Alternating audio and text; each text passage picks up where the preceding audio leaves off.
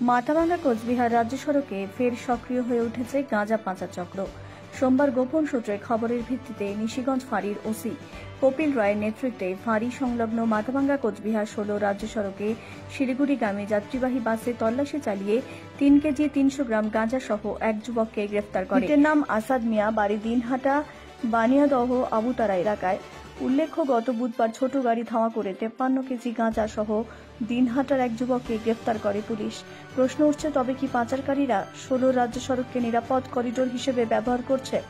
মাথাভাঙ্গা মহকুমা পুলিশ আধিকারিক সমরেন হালদার জানান, মাদক পাচার রুখতে পুলিশ সতর্ক রয়েছে।